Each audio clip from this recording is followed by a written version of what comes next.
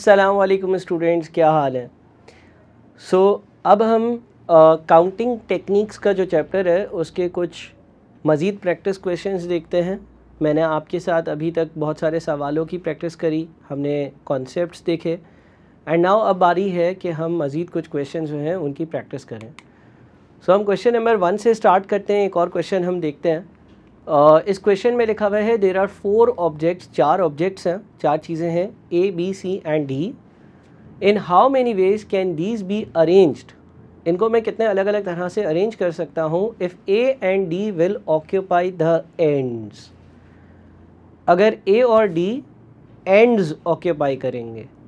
Ends occupy करने का मतलब ये है कि ए और डी या तो बिल्कुल शुरू में आएंगे या फिर ए और डी बिल्कुल आखिर में आएंगे।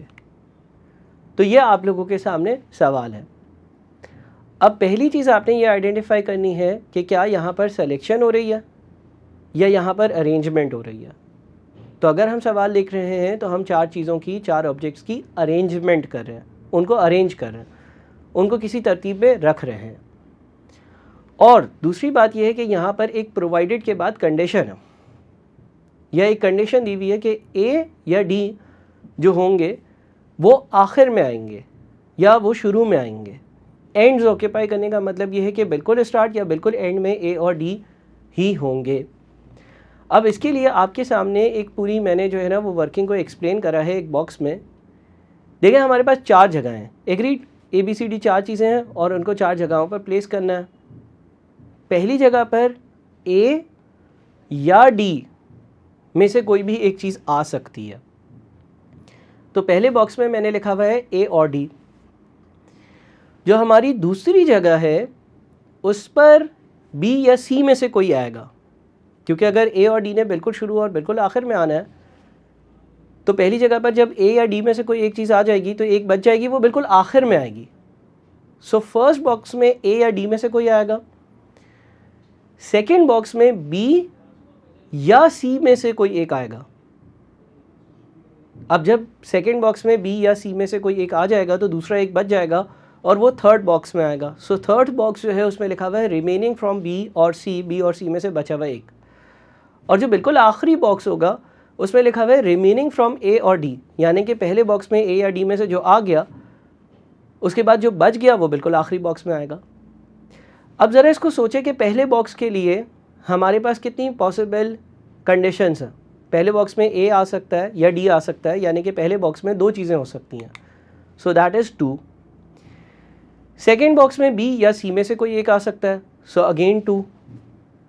थर्ड जो हमारा बॉक्स है उसके लिए 1 लिखा हुआ है, इसलिए क्योंकि जब सेकेंड बॉक्स में बी या सी में से एक आ जाएगा तो बचा हुआ एक तीसरे बॉक्स में आएगा।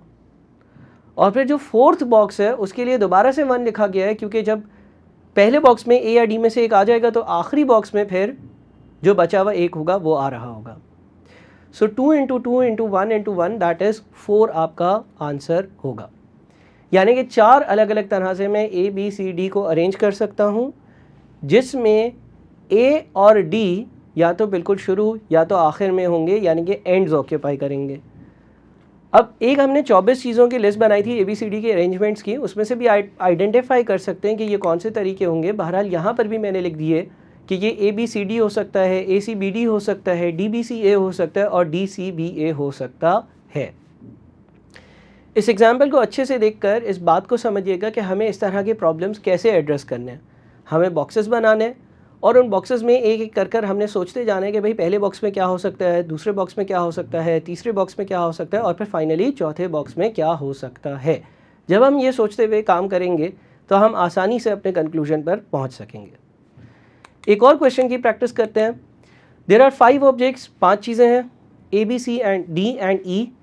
ए B C D and E 5 चीज़ें हैं। In how many ways can these be arranged. इनको मैं कितनी तरह से अरेंज कर सकता हूँ if A and E will occupy the ends. अगर ए और ई बिल्कुल शुरू या बिल्कुल आखिर में आएंगे। अगेन 5 चीज़ें हैं, 5 चीज़ों को अरेंज करने के लिए आप 5 बॉक्सेस बनाएंगे।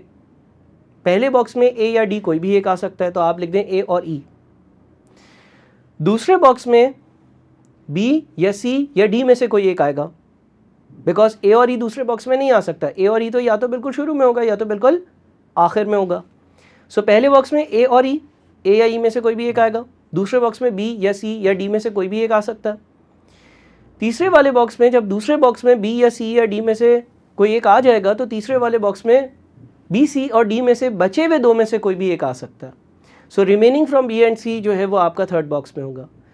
फोर्थ बॉक्स में remaining from B, C and D, B, C and D में से एक आ गया दूसरे बॉक्स में, अब बच गए दो। दो में से कोई भी एक तीसरे बॉक्स में, अब बच गया एक। तो वो रिमेनिंग एक जो है वो आपके फोर्थ वाले बॉक्स में आ जाएगा। और लास्ट बॉक्स में रिमेनिंग ऑफ ए और ई, यानी कि ए और ई में से पहले बॉक्स में कोई एक आया होगा और बचा हुआ एक जो है वो आखिरी बॉक्स में आएगा। सो पहले बॉक्स में दो चीज़ें हो सकती हैं, ए या ई आ सकता है। दूसरे बॉक्स में बी या सी या डी आ सकता है, तो तीन चीज़ें हो सकती हैं। सो 2 × 3। तीसरे बॉक्स में बी, सी और डी में से बचे हुए जो दो हैं उसमें से कोई एक आ सकता है, सो 2। चौथे बॉक्स में बचा हुआ जो एक होगा वो आ सकता है। और पाँचवें बॉक्स में फाइनली जो बचा हुआ आखिरी बंदा होगा वो आ सकता है। सो 2 × 3 × 2 × 1 × 1 यानी कि 12। मज़ीद आगे बढ़ते हैं, एक और एग्जाम्पल देखते हैं। देयर आर 3 बॉयज़, 3 बॉयज़ हैं A, B and C and 3 girls D, E and F in class. एक क्लासरूम में 3 बॉयज़ हैं और 3 गर्ल्स हैं। In how many ways a group of 4 students consisting of 2 boys and 2 girls be formed। अब यहां पर यह चीज याद रखिएगा कि ये अरेंजमेंट वाला केस नहीं है। पिछली 2 एग्जाम्पल्स में हमने अरेंजमेंट्स देखी, यहां पर ग्रुप फॉर्म हो रहा है या यहां पर सिलेक्शन हो रही है। मुझे 6 लोग जो क्लास में हैं जिसमें से 3 बॉयज़ और 3 गर्ल्स हैं, उसमें से मुझे एक ग्रुप बनाना है 4 लोगों का और उस 4 लोगों के ग्रुप में 2 बॉयज़ होने चाहिए और 2 गर्ल्स होनी चाहिए। इसको सॉल्व करने का मैं आपको पहले तरीका समझाता हूँ। आप करेंगे ये कि सबसे पहले आप कहेंगे कि भाई मेरे पास 3 बॉयज़ हैं और 3 बॉयज़ में से मुझे 2 बॉयज़ सेलेक्ट करना है। सो आप लिखेंगे 3C2। और इसी तरह से 3 गर्ल्स हैं और 3 गर्ल्स में से आपने 2 गर्ल्स को सेलेक्ट करना है। सो आप लिखेंगे एक और बार 3C2। ये 3C2 सेलेक्शन के लिए इस्तेमाल होता था। सो पहला 3C2 बता रहा है कि टोटल बॉयज़ 3 हैं और उसमें से 2 बॉयज़ सेलेक्ट करना है। दूसरा 3C2 बता रहा है कि टोटल गर्ल्स 3 हैं और उसमें से 2 गर्ल्स को सेलेक्ट करना है। और फिर इन दोनों को मल्टीप्लाई कर आंसर निकाले जा रहा है 9। अब इसको मल्टीप्लाई करने की क्या लॉजिक है, ऐड क्यों नहीं किया जा रहा, ये ज़रा हम समझते हैं। देखिए, जब हमने पहला वाला 3C2 अप्लाई किया बॉयज़ के लिए तो हमारा आंसर आता है 3 और वो हमें बता सकता है कि 3 में से 2 बॉयज़ सेलेक्ट जब आप करोगे तो वो ए बी हो सकते हैं, ए सी हो सकते हैं और बी एंड सी हो सकते हैं।